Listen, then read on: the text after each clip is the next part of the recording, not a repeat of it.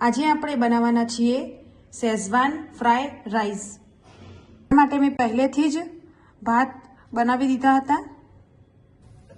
ત્યાર પછી આપણે એક કડાઈમાં થોડું તેલ લઈ લઈશું।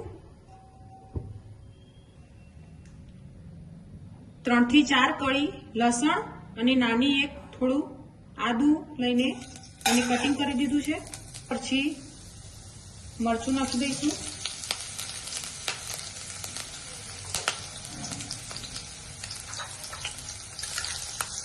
ત્યાર પછી આપણે એક નાની સમારેલી ડુંગળી એડ કરી દઈશું।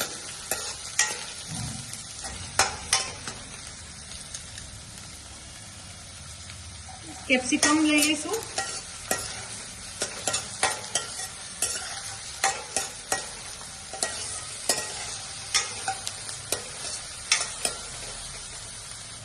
ત્યાર પછી આપણે એક નાની સાઈઝનું ટામેટું લઈ લીધું છે।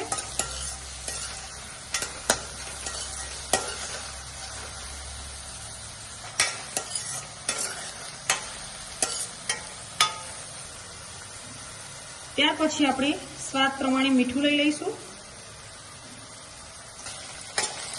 ત્યાર પછી આને આપણે થોડું ચડવા દઈશું।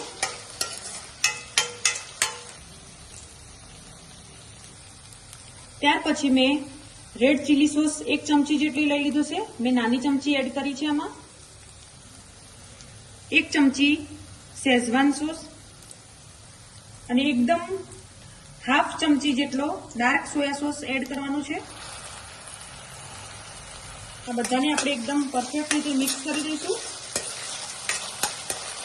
પછી તેમાં પાવભાજી મસાલો એડ કરીશું। પછી આપણે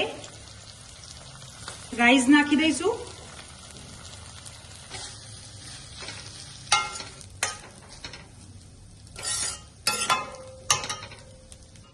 ત્યાર પછી આપણે ધાણા એડ કરી દઈશું અને લીલી ડુંગળી થોડી એડ કરી દીધી છે ઉપરથી। ત્યાર પછી આપણે ગેસ બંધ કરી દઈશું।